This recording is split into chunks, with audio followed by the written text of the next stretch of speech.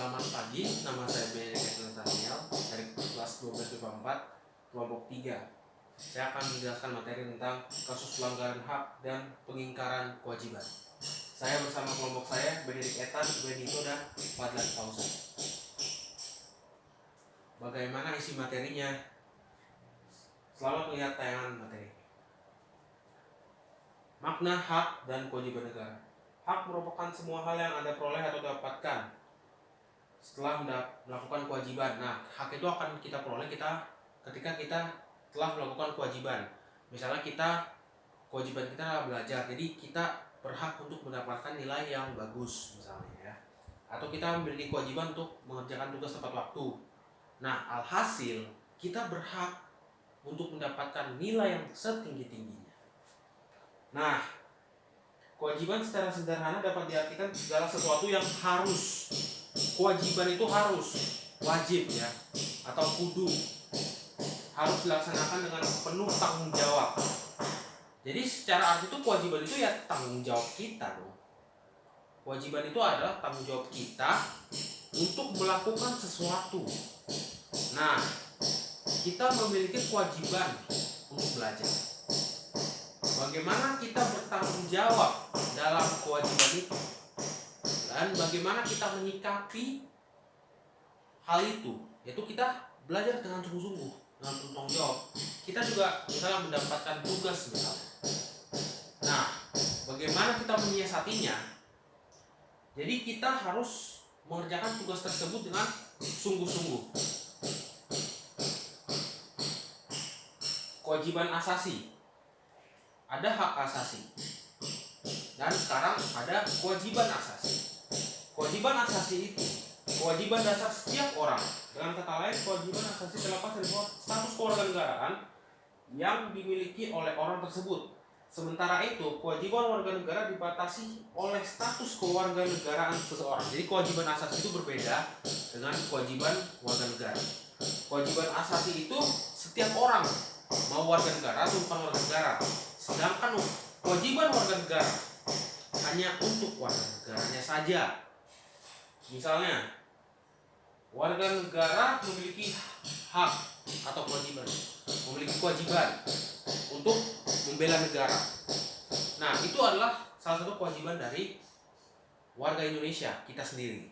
Kalau untuk lingkup semua orang, kita harus menghormati hak hidup misalnya. Kita harus menghormati hak hidup, mau warga Indonesia atau warga asing atau siapapun itu, setiap manusia memiliki kewajiban untuk menghormati hak hidup seseorang.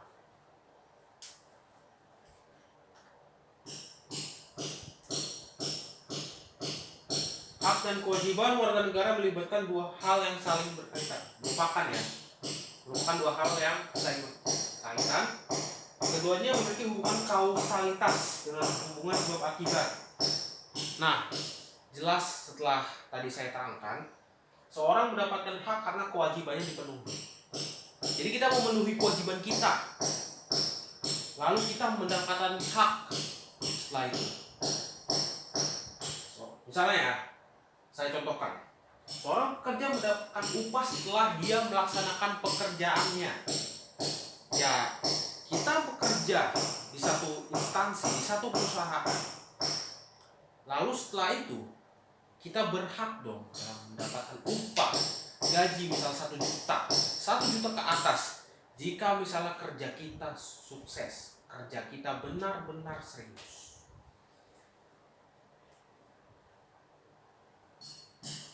Hak dan kewajiban warga negara juga tidak dapat dipisahkan, karena bagaimana dan kewajiban itulah muncul hak dan begitu pun sebaliknya. Akan tapi sering terjadi pertentangan karena hak dan kewajiban tidak seimbang. Jadi misalnya dia melakukan kewajiban tidak benar atau tidak semestinya atau tidak sungguh-sungguh lah, tapi malah menuntut hak yang lebih. Itu kan tidak relevan.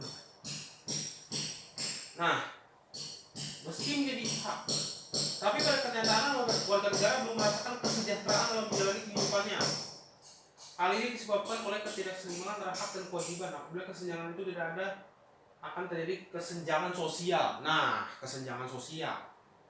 Kalau begitu, ya pasti akan ada kesenjangan sosial dong, kayak di beberapa negara misalnya, kayak di Afrika, benua Afrika misalnya. Benua Afrika ya lantas terjadi itu karena mereka melakukan hal tersebut, mereka tidak terlalu melakukan kewajiban, sedangkan mereka menuntut hak itu. Nah, substansi hak dan kewajiban dalam Pancasila. Pertama, hak dan kewajiban warga negara dalam nilai-nilai dasar Pancasila. Sila Pancasila. Sila ketuhanan.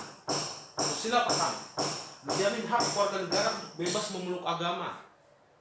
Ketuhanan yang Maha Esa itu adalah nilai-nilainya ada kebebasan memeluk agama, dan juga menggariskan beberapa kewajiban warga negara untuk membina kerjasama, tolong menolong dan pemeluk agama lain. Ini berkaitan dengan hal toleransi, lalu mengembangkan toleransi antar umat beragama. Nah, sama untuk terwujudnya kehidupan yang serasi, selaras dan seimbang. Itu tujuan toleransi sebenarnya. Dan juga tidak memaksakan suatu agama. Ini yang terlalu sering di Indonesia, yang terlalu memaksakan agama, suatu kelompok yang ingin memaksakan agama. Sekarang sudah susah ya, itu kayak, mohon maaf bagaimana kata ya, susah itu untuk dijelaskan.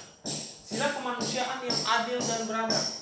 Sila kedua, kemanusiaan menempatkan setiap warga negara memiliki kedudukan yang sama dalam hukum, setelah memiliki hak-hak yang sama untuk mendapatkan jaminan dan perlindungan hukum. Jadi semua orang itu sama. Yaitu yang penting kemanusiaan. Kemanusiaan yang adil dan beradab itu inti utamanya.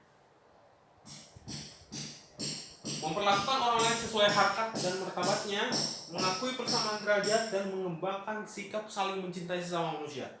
Itu dasar dari kemanusiaan. Itu hal-hal terpenting dari kemanusiaan.